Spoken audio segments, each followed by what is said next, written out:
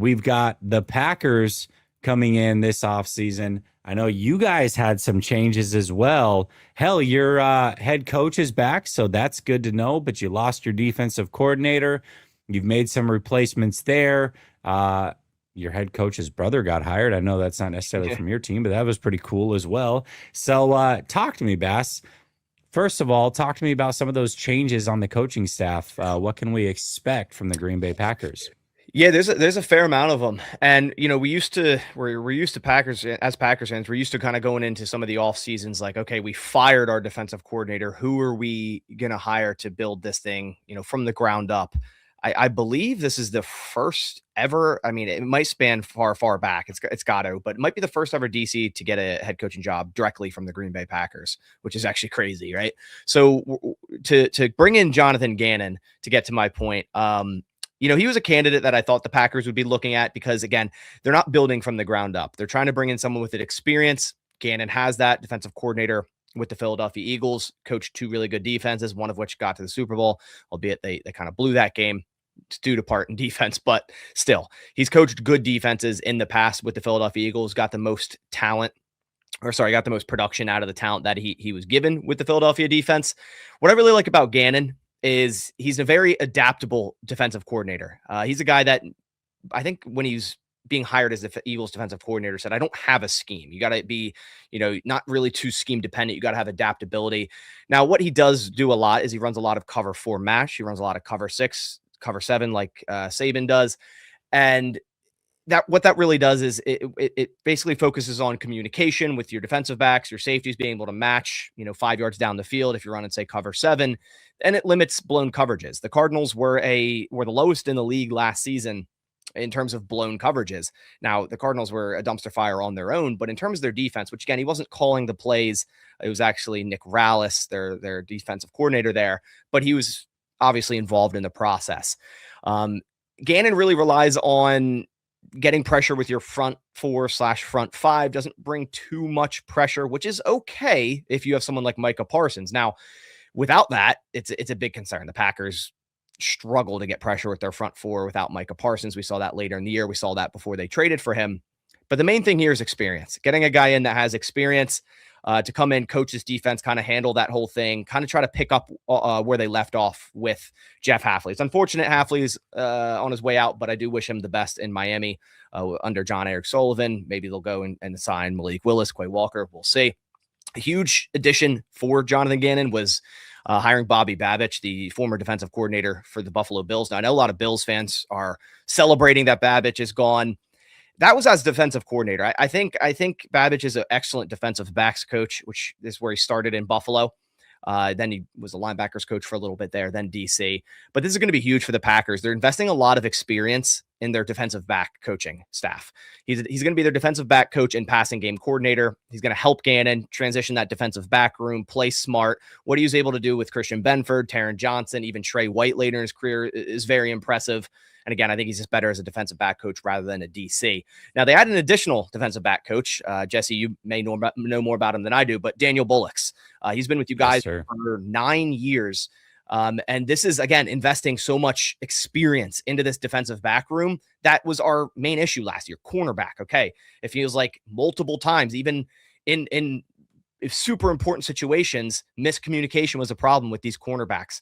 Blown coverages. Just, you're kind of sitting there wondering, what in the world are these cornerbacks doing? And maybe that's for a lack of talent. Maybe it's coaching. Maybe it's a little bit of both. But getting all this experience in here is going to be great for this Packers defense. And I'm thinking with Bullocks being hired as a defensive back coach, but Babich also getting that title, I think they're going to split it up. I think Bullocks is going to take care of the safeties, which is what he was in the past with the 49ers, a safety coach. And I think Babich will take care of the cornerbacks. And I really like that.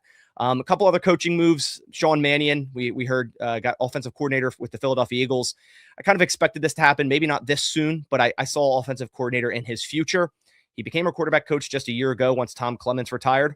And, what he was able to do with the development of Malik Willis, also helping out with Jordan Love, learning under Tom Clements. I do believe it's a great hire for Philadelphia. I wish him the best. I wish we could have kept him around. But at the end of the day, even if he was promoted, he would have never called plays here so long Matt LaFleur's here. So he gets this upgrade to Philly, gets to call plays. Outside of that, we still have Adam Stenavich at offensive coordinator. A lot of people have issues with him. I don't really know what he does or what he doesn't do because Matt LaFleur is calling plays. We still have Luke Butkus, that offensive line coach, which I swear he's a industry plant from Chicago, and he's just ruining our offensive line because I feel like he 100% has not done a good job at this O-line coach spot. And then today we got to update that Rich Bisaccia is going to remain special teams coordinator. Again, a lot of people have issues with him, but the Packers don't invest in special teams like other teams do. They don't play some of their starting talent like other teams do. So a lot of coaching moves, but so far I'm pretty happy with them. Well, I will tell you, Daniel Bullocks is a great hire, absolute stud. A couple of years ago when the 49ers hired Nick Sorensen within house, I was banging the table for Daniel Bullocks, and Sorensen was an absolute dumpster fire. I think Bullocks would have done a hell of a job. There's a couple times actually I was hoping that they would hire him. The year prior, I was hoping that they had hired him. They didn't go that direction. Then they had another chance to do it.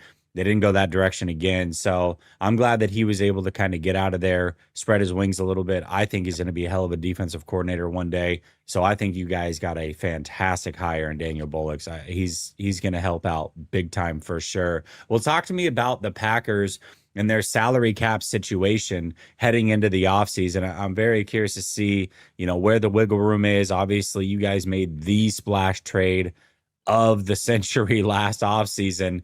What does it look like this offseason? How are you guys set up from a cap space perspective? I'm glad we're talking about this because it's really fresh on my mind. I do a fixing the salary cap video every single year. I did that earlier this week, and salary cap's one of my favorite things to really break down and figure out. But like Lombardi mentioned, is it really real? Because every team, every year, there's a handful of teams that you're like, oh, how are they going to manage that? And then every time they manage it. Now you're always kicking the can down the road. And that's why the Saints consistently have no money every single year. So you got to be careful with that. But in terms of the Green Bay Packers, they're not as worse off as a lot of people are saying. A lot of opposing NFC North fans, like I hear a lot of Bears fans, they'll go, oh, the Packers ruined their future. They leveraged their future with Jordan Love and Micah Parsons. They're going to have no money. Right now, they're $1.5 million over the cap. For 2026 cap hit wise, Jordan Love's 36 million and Micah Parsons is 19 million. I mean, that's very manageable in my opinion. Now, do those go up with option bonuses and all of that down the line? Yes, 100% does. Every contract is going to be backloaded because the salary cap keeps going up and up and up every single year. So they're only $1.5 million over the cap right now. And there's some bigger contracts that need to be addressed. Do you want me to just start diving down into restructure, cut? Yeah. Jump into it, man. Okay. It's here. Yeah. You know what's going on. All right. Fair enough. So one of the big ones is Rashawn Gary. And a lot of people look at him this past season and say he had a very big down year. You would expect him to have his best year yet when Micah Parsons was on the field. And given he did start the year strong, he was leading the league in sacks with 4.5. And then the last 8 games, I think he had 0 sacks. So, I don't think the Packers can keep him around at that $28 million cap hit for 2026. And a lot of people would say, why don't we trade him? Why don't you get something with Rashawn Gary? Well, one thing about that is another team has to take on the base salary of $18 million. So no team's going to do that. Maybe a conditional 7. So you got to cut Rashawn Gary, and that's going to save you $10.9 million against the cap. You're going to incur that all that $17 million debt. You're not going to do it post June 1st because why would you? You need to get the money to be able to spend it in free agency, and you need to clear that money before new league year start in the middle of March. So I think you cut Rashawn Gary outright.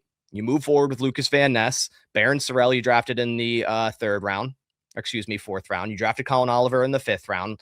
You can bring back Brenton Cox, JJ Enagbare. There's guys you could bring back. You move on from Rashawn Gary, who showed little production and, quite frankly, very little effort last season. Another big cut is going to be Elton Jenkins. Was playing center for us this past season, not at a great level, then suffered a lower leg injury, I believe. Didn't return the whole last season. Sean Ryan stepped in at center, seemingly played better than him. Elton Jenkins is an easy one here. They'll save $19.5 million with a cut here. He's turning 31 years old. He had a great run with the Packers, playing a multitude of different positions on the O-line, but I think it's time to move on based on the money that he's owed. In terms of restructures, there's a few options here. I don't have as many as I usually do with the Packers. A lot of times it's like, we have to restructure a ton of guys in order to clear this. Those 2 moves alone give the Packers like $30 million in cap space. So restructuring is like kind of if you need a little bit more to make more extensions or sign outside free agents or bring back some unrestricted guys or take care of your restricted and exclusive rights free agents. You could restructure Xavier McKinney. That could clear up a maximum of $6 million. You could restructure Josh Jacobs, could clear up to a maximum of 4.7. Nate Hobbs, 4.8. You don't need to do any of those 3, But in terms of extension, the three that really stand out, it's Devontae Wyatt, who's on the 5th-year option, which is a fully guaranteed 5th year at $12.9 million cap hit. So that's got to change through an extension, and it will. And that can lower it all the way down to like $3 or $4 million cap hit. Then you have Christian Watson, who signed a 1-year extension. So he's under contract for the next season, but it's at an extremely low cap and base salary of 3.4 mil and a cap hit of 6.3 mil. I personally don't think he'll play on that due to how he recovered from that ACL. And I think he kind of earned an extension due to him being at this point clear and cut the wide receiver number 1. They likely move on from Dobbs. He'll price his way out of Green Bay in free agency. Then finally, Tucker Kraft. I mean, he suffered a torn ACL, and that might be for the benefit of the Packers, getting a little bit of a deal there because he has to still recover from this ACL. Hopefully he does, knock on wood there, but you have to extend Tucker Kraft. You can't go into the season, his last year of his rookie deal, and then have to absolutely load up the Brinks truck and back it up to get him to stay in Green Bay. So those are the extensions, those three there. They have a few free agents of their own that, potentially they might want to bring back. Quay Walker, Rasheed Walker. I think Walker's on his way, or Rasheed Walker, is on his way out. Quay, that's kind of up in the air for me. Sean Ryan, they could retain to be a starting center next year. Romeo Dobbs, I think, is on his way out. And then Malik Willis, I don't think they're going to be able to retain it all. So a lot of moves to make, but it's better than it has been in years past with Bakhtiari's deal, Rodgers' deal, and a lot of people that are saying the Packers screwed themselves, I think is just simply false. Tucker Kraft's an interesting one, right? Because amazing player, but he's coming off that injury, and obviously you don't want him to be in that lame duck year. So I'm curious to see where he lands. I mean, do you think it's one of those things where he gets cashed out fully no matter what, or do they wait and see? Like, what do you think here? I think he's extended before he plays a snap in 2026 fully. Like that's actually how I think the Packers will ride, because they've done this with so many players where they suffer an injury and they're believing in the process, and they'll get them to a little bit of a discount there. You look at tight ends around the league, both McBride and Kittle at that $19 million mark. So if you can get Kraft slightly below that, I think that's a home run, because in 3 years, Bowers is going to be at like $24 million. So there's so many different things, moving parts, and every time a player gets signed to a massive contract, oh my God, there's so much money. And then 2 years later, they're like 5th or 6th on the list. So, getting Kraft dealt with now is going to save you money in the long term. What are your top 3 positions of need heading into the offseason, Bass? Okay. Cornerback. I know Gutekunst talked with the media today, and he said, I think we're good at cornerback. We don't need to sell out for them, and we just need to add depth. And everyone's like, dude, what are you on, man? It's like cornerback was our problem last year. Plain and simple. I have faith in Nixon. I like Valentine. I have faith in Hobbs, but when you have multiple injuries or poor play, that was the downfall of our defense outside of Micah Parsons getting hurt. So I'd say cornerback, there's a couple free agent options. Trey White, because of Bobby Babich, I think bringing him over as a veteran presence could work out there. Alontae Taylor, a couple draft options such as Chris Johnson, D'Angelo Pons I've been looking at, because the Packers don't have a first round pick, remember? So kind of looking at that second round there. Next position would be interior defensive line. The Packers don't really have like a run defender right now, and they could also use more 3 tech helps and pass production that's not named Devontae Wyatt. David Onyemata, Sebastian Joseph Day, some guys in the free agent pool. In terms of the draft, Lee Hunter, Tim Keenan out of Alabama, good run stuffer there. And then the third position is O-line. There's going to be a lot of turnover. Rasheed Walker on his way out. Jordan Morgan should plug in at left tackle. Zach Tom recovering from an injury. We'll see how that goes. Aaron Banks got a lot better down the stretch when he started to get healthy. He's still going to be our left guard. Anthony Belton plugged in at right guard as a rookie. I think is going to build onto that. Don't really have a center, but we need depth, and we might need a starter. Linderbaum, if he makes it to free agency, if the Packers are willing to dish out that money, go for it. Joel Bitonio, if they want a veteran presence in at guard. Or you go through the draft with the most Packers guy ever in Jennings Dunker. I don't know if you've seen him from Iowa, but that is a Packers alignment to a T. So it's like, get that guy in the building, and he'll be a Hall of Famer. There's no doubt about it. Jake Slaughter as well, center out of the draft. So O-line, D-line, trenches, cornerback. Over at Sleeper, get a 100% deposit match when you use promo code RTS. They are the fastest growing fantasy app out there.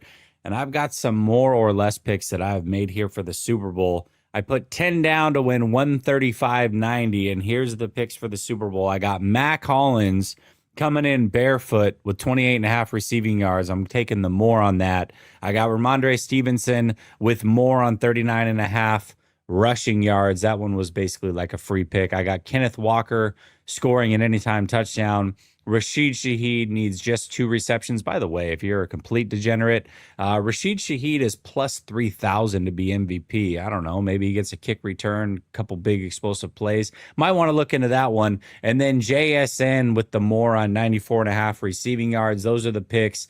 $10 to win 135.90. You can tail us or you can fade us, but either way, use promo code RTS and Sleeper. Link is pinned to the top of the chat. Roundtable Sports Network is your one-stop shop for all things NFL, with daily live shows covering all 8 divisions in the league, hosted by the best content creators on the web, all on one network. Catch the AFC East live every Monday at 7 p.m. and on Wednesdays at 6 p.m. The AFC West Roundtable live Tuesdays at 6:30 p.m. The AFC North Roundtable live every Wednesday at 6 p.m. The AFC South Roundtable live Tuesdays at 7 p.m. The NFC East Roundtable live every Tuesday at 6 p.m. The NFC West Roundtable live at 9 p.m. on Tuesday nights. The NFC North Roundtable is at 6 p.m. on Wednesdays, and the NFC South Roundtable is live Tuesdays at 8 p.m. EST. And of course, fourth and forever, the flagship show of Roundtable Sports Network covering all things NFL at 1 p.m. Eastern Standard Time on the Roundtable Sports YouTube channel. Real coverage, real fans.